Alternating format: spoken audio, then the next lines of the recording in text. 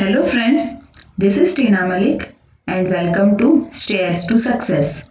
Friends, Piaget, Vygotsky and Kohlberg की theory से related best questions, selected questions की series start की हुई है मैंने एंड अभी तक की क्लास थर्ड तक मैंने करवा रखा है। अगर आपने अभी तक नहीं देखा है तो प्लीज देख लीजिएगा, प्लेलिस्ट में आपको मिल जाएंगे class first, second and third. Okay, best question, important question plus previous year में पूछे गए क्वेश्चंस मैंने डिस्कस किए हुए हैं। आज हम करेंगे क्लास फोर्थ एंड आज की भी क्लास बहुत ही इंपॉर्टेंट रहने वाली है। ओके, बेस्ट क्वेश्चंस लेकर आई हूं विद डिटेल एक्सप्लेनेशन। ओके, चलो फिर स्टार्ट करते हैं class. First question, cognitive development means, ये जो कॉग्निटिव डेवलपमेंट होता है, संज्ञानात्मक विकास, इसका क्या मतलब होता है, इसका क्या मीनिंग होता है, संज्ञानात्मक का क्या अर्थ है, संज्ञानात्मक विकास का क्या अर्थ है। First option, development of intelligence, second development of child, third development of physical skills या last one development of individual. तो देखो फ्रेंड्स, ये जो कॉग्निटिव डेवलपमेंट होता है ना, इसको दूसरा नाम भी कह देते हैं क्या, इंटेलेक्चुअल, इंटेलेक्चुअल डेवलपमेंट भी कह दिया जाता है, जो होता है इंटेलिजेंस से रिलेटेड। ओके, इंटेलेक्चुअल डेवलपमेंट भी कह दिया जाता है इसको। ओके, तो है ना, आपको ये इंटेलेक्ट से रिलेटेड होता है एंड ये इंटेलिजेंस से डील करता है। देखो जैसे कि इसका बेस्ट जो करेक्ट ऑप्शन है वो है development of intelligence. Okay, intelligence, अभी जो इंटेलेक्चुअल डेवलपमेंट होता है, इंटेलेक्चुअल डेवलपमेंट डील्स विद, उसमें सब कुछ आ जाता है, थॉट प्रोसेस आ जाता है, रीजनिंग आ जाती है, थिंकिंग स्किल्स आ जाती है, प्रॉब्लम सॉल्विंग आ जाती है, इंडक्टिव डिडक्टिव रीजनिंग आ जाता है, सब कुछ आ जाता है उसमें। ओके, तो best option A. Next question, which is the place where the child's cognitive development is defined in the best way? वो कौन सा स्थान है जहां बच्चे के संज्ञानात्मक विकास को सबसे अच्छे तरीके से परिभाषित किया जा सकता है। मतलब क्या पूछा है इन्होंने, इन्होंने बोला है कि संज्ञानात्मक विकास मीन्स कॉग्निटिव डेवलपमेंट को सबसे बेस्ट तरीके से, सबसे अच्छे तरीके से डिफाइन कहाँ कर सकते हैं, कौन सी प्लेस है वो, खेल का मैदान है, स्कूल और कक्षा है, सभागार है या होम है। ओके, क्या है वो, प्लेग्राउंड है, स्कूल एंड क्लासरूम है, ऑडिटोरियम है या फिर होम है, कौन सा होगा बेस्ट ऑप्शन। बेस्ट ऑप्शन वो जहां बच्चा इंटरैक्ट करेगा। Okay, that is school and classroom, जहां बच्चे को खुद को एक्सप्रेस करने का मौका मिलेगा, डिबेट होगा, डिस्कशन होगा, कंपटीशन होगा, पार्टिसिपेट करेगा, वो इंटरैक्शन होगा। ओके, कम्युनिकेट कर पाएगा, खुद के एक्सपीरियंसेस शेयर कर पाएगा, खुद के पॉइंट ऑफ व्यू शेयर कर पाएगा। ओके, तो best option B. Next one, which of the following is not among the four determinants of intellectual growth stated by Piaget? मतलब कि इन्होंने ये पूछा है कि पियाजे के द्वारा बताए गए इंटेलेक्चुअल ग्रोथ के फोर डिटर्मिनेंट्स नहीं है, या फिर फोर फैक्टर्स, डिटर्मिनेंट्स कह दो या फैक्टर्स कह दो, एक ही बात है, वो नहीं है, वो बताना है आपको कौन सा नहीं है। ओके, ये ऐसे क्वेश्चंस है ना, बहुत ज्यादा कंफ्यूजिंग होते हैं ये नॉट वाले, है ना, नॉट वाले क्वेश्चन बहुत ज्यादा कंफ्यूजिंग होते हैं। तो देखो अभी अपने को ना फोर फैक्टर्स, ये मैंने प्रीवियस सेशन जब क्लास थर्ड ली थी ना, उसमें मैंने ये क्वेश्चन डिस्कस किया हुआ था फैक्टर्स वाला। ओके, तो देखो बताना है क्या वो सोशल ट्रांसमिशन है, एक्सपीरियंस है, इक्विलिब्रेशन है या नन ऑफ द अबव। देखो नन ऑफ द अबव तो होगा नहीं, क्योंकि इसमें ना जो ये ट्रांसमिशन है ना, यहां बात आ गई गलत। ओके, फोर फैक्टर्स, मैं देखो करेक्ट आंसर बता देती हूँ, दैट इज ऑप्शन ए। अभी मैं एक्सप्लेन कर देती हूँ। ओके, ए कैसे हैं, देखो फोर फैक्टर्स हैं जो बताए गए हैं 4 डिटर्मिनेंट्स हैं दैट इज स्टेटेड बाय पियाजे। That is first one is biological maturation. Okay, इसकी बात करते हैं पियाजे, जैविक परिपक्वता। सेकेंड वन इज एक्टिविटी, गतिविधि, that is experience with physical world, क्या कुछ एक्सपीरियंस कर रहा है बच्चा फिजिकल वर्ल्ड से, वो सब कुछ एक्टिविटी द्वारा। थर्ड वन इज देखो सोशल इंटरेक्शन है, यहाँ बात हो रही है सोशल ट्रांसमिशन। पियाजे ने कभी नहीं बताया ये ट्रांसमिशन के बारे में। ओके, पियाजे बोलते हैं सोशल इंटरेक्शन होता है, सामाजिक पारस्परिक क्रिया होती है। Okay, and last one is equilibration, संतुलन, इसकी बात की है। ये आपको है ना प्लीज ध्यान रख लेना, ये क्वेश्चन बहुत ही इंपॉर्टेंट है एंड ये फैक्टर्स डिटर्मिनेंट्स पूछे जाते हैं एग्जाम में। ओके, आज के बहुत ही बेस्ट क्वेश्चंस लेकर आई हूं मैं, प्रीवियस ईयर में पूछे गए भी क्वेश्चंस हैं। ओके, तो प्लीज ध्यान दीजिएगा, ये फैक्टर्स याद रख लेना, डिटर्मिनेंट्स याद रख लेना आप। ओके, नेक्स्ट क्वेश्चन देखते हैं। नेक्स्ट क्वेश्चन पूछ रहा है thought not only determines language but also precedes it. Okay, was an idea put forward by, ये बात है ना किसने कही है वो बताना है। पूछा है कि thought not only determines language but also precedes it, विचार न केवल भाषा को निर्धारित करता है बल्कि इसके पूर्व भी है। ये बात कौन कहता है? वन एंड ओनली जीन पियाजे। ओके, अब देखो इसमें ना कंफ्यूजन हो सकता है, इसमें आपको बस ये बात ध्यान रखनी है, ये जो लैंग्वेज और थॉट की बात है ना, एक तो जीन पियाजे एंड वाइगोस्की दोनों करते हैं, लेकिन इसमें हल्का सा डिफरेंस है। पियाजे क्या बोलते हैं? पियाजे बोलते हैं पियाजे बोलते हैं थॉट फर्स्ट। ओके, ऐसे कहते हैं कि विचार पहले आता है। ओके, कौन कहता है ये? थॉट फर्स्ट, ये बोलते हैं पियाजे। और इसका थॉट फर्स्ट देन लैंग्वेज, फिर लैंग्वेज आएगी। Okay, language.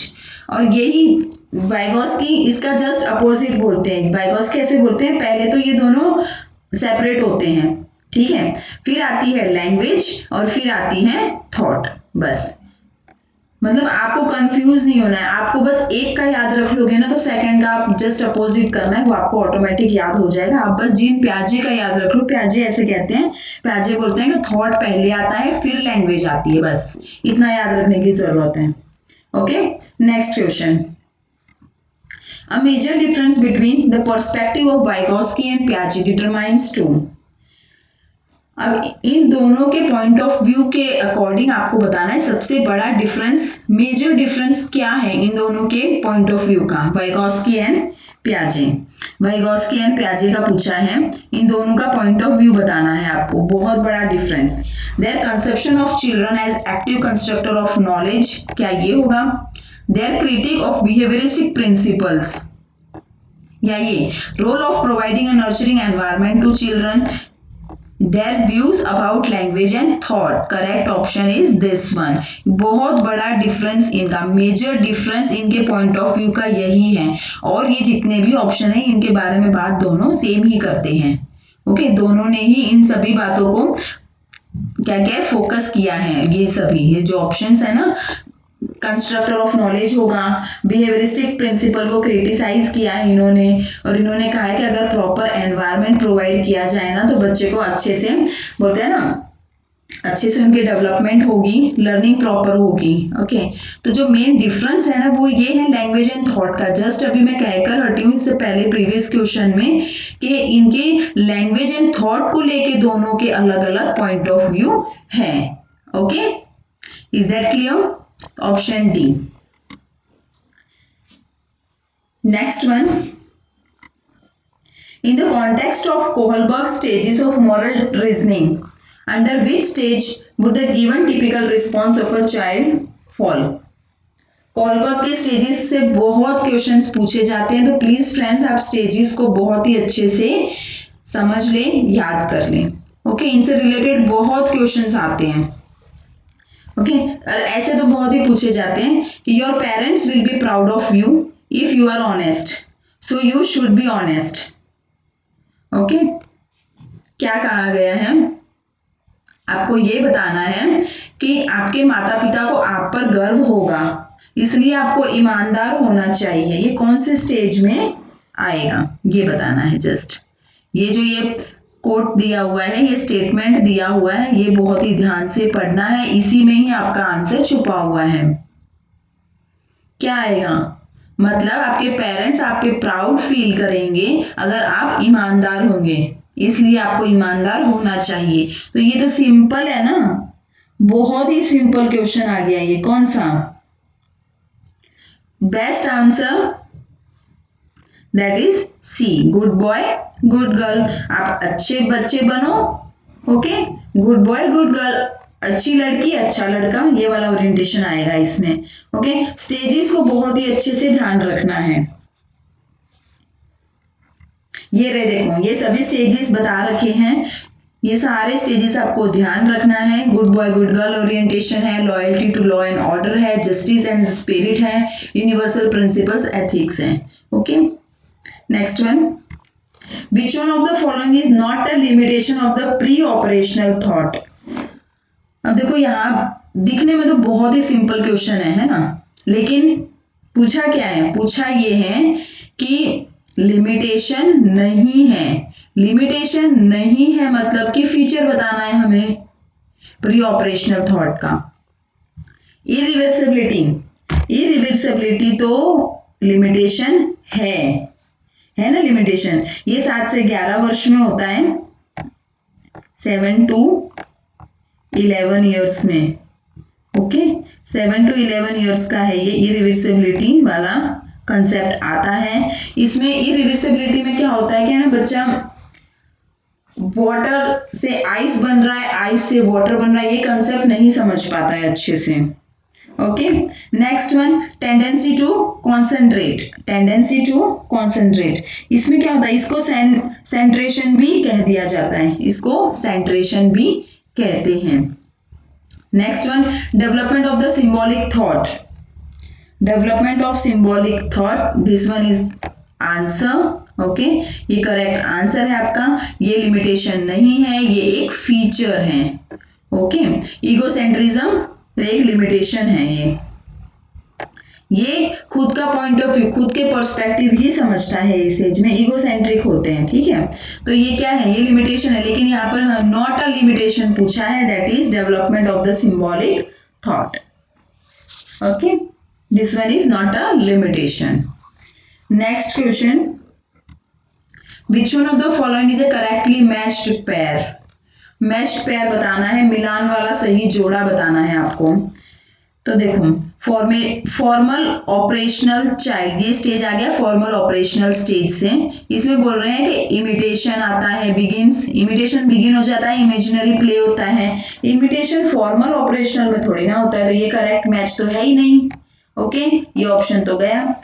कॉन्क्रीट ऑपरेशनल में होता है, child is able to conserve and classify, ये बात तो थोड़ी सही लग रही है, लेकिन नेक्स्ट और ऑप्शन भी देख लेते हैं। प्री ऑपरेशनल में होता है, चाइल्ड डिडक्टिव थॉट आ जाती है, प्री ऑपरेशनल में तो डिडक्टिव नहीं आती, ये तो फॉर्मल में आएगी। फॉर्मल स्टेज जो सबसे लास्ट स्टेज होती है ना, उसमें inductive, deductive, reasoning, problem solving, ये सब कुछ आ जाता है इसमें। ओके, ये तो फॉर्मल में आएगा, तो ये वाला ऑप्शन भी हट गया। Okay, last one, infancy applies logic and is able to infer, मतलब कि शैशव अवस्था में तर्क का अनुप्रयोग हो जाता है, ये बात तो बिल्कुल ही गलत है। तो correct option is second one, that is concrete operational में बच्चा कंजर्वेशन समझने लग जाता है। ओके, क्लासिफाई करने लग जाता है, कैटेगराइज करने लग जाता है। This one is correct, correct matched pair यही है बिल्कुल। Okay, concrete operational stage that is 7 से 11 वर्ष की उम्र बता रखी है इसमें, 7 to 11 ईयर्स की एज में बच्चा क्लासिफाई करना सीख जाता है। ओके, ओके देन, अगर सेशन पसंद आ रहा है तो प्लीज लाइक कीजिएगा एंड अपने फ्रेंड्स के साथ शेयर कर दो, जो भी एग्जाम देने वाले, स्पेशली सीटेट एग्जाम वालों के लिए बहुत ही हेल्पफुल है ये सेशन। ओके कोई भी टीचिंग एग्जाम दे दो, पियाजे, वाइगोस्की एंड कोहलबर्ग से रिलेटेड क्वेश्चंस तो आते ही आते हैं, कोई भी टीचिंग एग्जाम हो। चलो next one, the amount and type of scaffolding to a child would change depending on the, कितनी मात्रा में स्कैफोल्डिंग देनी है, इसका जो अमाउंट और जो किस तरह की स्कैफोल्डिंग देनी है ये किस पे डिपेंड करता है। बहुत ही सिंपल क्वेश्चन है, बहुत ही easy. Mood of the teacher, teacher का मूड देखा जाएगा, टीचर के मूड पे डिपेंड है। Rewards offered for the task, कार्य के लिए मतलब पुरस्कार दिए जाएंगे। Level of the child's performance या चाइल्ड्स इनेट एबिलिटीज, तो देखो इसमें बहुत ही सिंपल है, ये तो आप आसानी से आंसर दे सकते हो, that is level of child's performance. Scaffolding तब प्रोवाइड की जाती है, उतनी ही प्रोवाइड की जाएगी जितनी की बच्चे की परफॉर्मेंस देखी जाएगी पहले। ओके बच्चा साइकिल चलाना सीखता है ना, तो उसको पहले सिखाएंगे अच्छे से, पेरेंट्स सिखाते हैं अच्छे से, लेकिन जब वो सीखने लग जाता है ना, समझ में आ जाता है, उसको खुद से थोड़ा बहुत संभाल लेता है, कंट्रोल कर लेता है, हैंडल कर लेते हैं, तो पीछे से स्कैफोल्डिंग मतलब जो सहायता दी जाती है ना पेरेंट्स द्वारा, वो धीरे धीरे कम हो जाती है ना। बस वही है, ये स्कैफोल्डिंग वही है। अमाउंट और टाइप उसकी चेंज हो जाती है जब बच्चे का परफॉर्मेंस सही होने लग जाता है। ओके चाइल्ड के परफॉर्मेंस का लेवल देखा जाता है। Next one, Sita has learn to eat rice and dal with her hand, ये बहुत इंपॉर्टेंट क्वेश्चन है, पूछा गया क्वेश्चन है, ध्यान दीजिएगा। देखो Sita has learn to eat rice and dal, Sita ने सीख लिया अपने हाथों से राइस एंड दाल खाना। Okay when she is given dal and rice she mixed rice and dal and start eating, जब भी उसको दाल और राइस दिए जाते हैं ना, वो क्या करती है, मिक्स कर लेती है दोनों को एंड स्टार्ट ईटिंग, खाना शुरू कर देती है। She has eating rice and dal into her schema for doing things, मतलब उसने ये अपने स्कीमा में फिट कर रखी है ये बात कि जब भी दाल चावल उसके सामने दिए जाएंगे, उसको खाने को दिया जाएगा, तो वो दोनों को मिक्स करेगी एंड खा लेगी। ठीक है, तो ये क्या होता है, क्या कर रही है वो, क्या किया है उसने, एसिमिलेटेड, एप्रोप्रिएटेड, इनिशिएटेड या फिर अकोमोडेटेड। अब इसमें कंफ्यूजन हो सकता है एसिमिलेटेड में एंड अकोमोडेटेड में, तो देखो फ्रेंड इसका आंसर होगा एसिमिलेटेड। इसने क्या किया है, इसने अपने स्कीमा में ये इंफॉर्मेशन ऐड कर रखी है ना, उसके माइंड में ये इंफॉर्मेशन फिट है, उसने फिक्स कर रखी है, उसने स्टोर कर रखी है ये इन्फॉर्मेशन कि अपने सामने दाल एंड राइस आएगी तो मुझे इस तरह से करना है, इस तरह से फिर उसको खाना शुरू करना है, दैट इज एसिमिलेटेड, उसने ऐड किया है नॉलेज अपने स्कीमा में। ओके थोड़ा और अच्छे से समझ लेते हैं। देखो ये रहा, किसी बच्चे ने देखा डॉग दिखा दिया उसको, ठीक है, पेरेंट्स ने दिखाया कि देखो बेटा ये डॉग है, इसके 4 legs होते हैं, 2 ears होते हैं, 1 tail होती है, इसे डॉग ही कहते हैं। ओके तो बच्चे ने क्या किया, अपने माइंड में ये बात फिक्स कर ली, वो समझ गया कि ये डॉगी है। ओके पिक्चर देख लिया, समझ गया। फिर काऊ देखी उसने काऊ देखी, उसने कह दिया कि ये तो डॉगी है ये तो नहीं, फिर उसके पेरेंट्स ने उसे बताया कि नहीं बेटा ये डॉगी नहीं है, इसे काऊ कहते हैं, ये ऐसी होती है वैसी होती है, सारा कुछ बता दिया। ठीक है फिर क्या किया बच्चे ने, फिर उसने न्यू इंफॉर्मेशन ऐड की। ओके एसिमिलेशन में एंड अकोमोडेशन में हल्का सा डिफरेंस है। ठीक है समझिएगा, देखो एसिमिलेटेड में होता है, एसिमिलेशन करना होता है कि कुछ ऐड करना माइंड में, न्यू इंफॉर्मेशन ऐड करनी, एंड अकोमोडेशन में मैनिपुलेट करना होता है। ठीक है यहां पर तो बच्चा देखो देख लिया, सीख लिया उसने कि चलो अब उसके माइंड में, उसके स्कीमा में दो इंफॉर्मेशन स्टोर हो गई, एक तो 2 पिक्चर स्टोर हो गई, एक डॉगी की हो गई, एक काऊ की हो गई। ठीक है यहां तक की बात थी सही, लेकिन आगे जाके उसको बहुत से फीचर्स बताए गए कि देखो डॉगी के ऐसे ऐसे होता है, ये होता है, वो होता है, काऊ के होते हैं ये सारा कुछ, काऊ कहाँ रहती है, एनिमल डॉगी कहाँ रहता है, ये सब कुछ बहुत से फीचर्स बताए गए, तो उसने क्या किया, बहुत कुछ मैनिपुलेट किया, बहुत कुछ एडजस्टमेंट किया। ठीक है बहुत कुछ एडजस्टमेंट किया उसने अपने माइंड में, बहुत सारी इंफॉर्मेशन स्टोर की उसने अपने माइंड में, दैट इज अकोमोडेशन। ओके, समझ में आ गया यहाँ तक का कंसेप्ट। ओके, फिर उसने हॉर्स को देखा, उसको काऊ बोल दिया उसने, फिर उसको आगे बताया गया कि ये देखो काऊ ऐसे करती है, हॉर्स ऐसे करता है। आई होप कि आपका यहाँ तक का कंसेप्ट क्लियर हो गया होगा। एसिमिलेशन एंड अकोमोडेशन में आपका कोई कंफ्यूजन नहीं रहा होगा। और एक और क्वेश्चन पूछा जाता है स्कीमा। स्कीमा क्या होता है? Schema is nothing just a mental structure, ठीक है, मेंटल स्ट्रक्चर ऑफ इंफॉर्मेशन। बहुत से उसको मेंटल ब्लॉक्स भी बोल दिया जाता है, ठीक है। इंफॉर्मेशन होती है बहुत ही ज्यादा जिसे ऑर्गेनाइज्ड किया जाता है माइंड में। ओके, मेंटल स्ट्रक्चर है ये जिसमें इंफॉर्मेशन को ऑर्गेनाइज्ड किया जाता है। ओके, तो फ्रेंड्स ये थी आज की हमारी class 4th and I hope कि आपको आज के क्वेश्चंस पसंद आए होंगे। अगर पसंद आए हैं तो प्लीज अपने फ्रेंड्स के साथ शेयर करना मत भूलना, और आज का सेशन लाइक जरूर कर देना। मैक्सिमम हो सके उतना ज्यादा अपने फ्रेंड्स के साथ शेयर करें ताकि उनकी भी हेल्प हो जाए। एंड अगर चैनल पे फर्स्ट टाइम आए हो, फर्स्ट टाइम चैनल विजिट किया है, क्वेश्चंस पसंद आए हैं आपको, तो प्लीज सब्सक्राइब कीजिएगा, बेल आइकन प्रेस करना मत भूलना। ओके, मिलते हैं नेक्स्ट सेशन में। Take care, bye.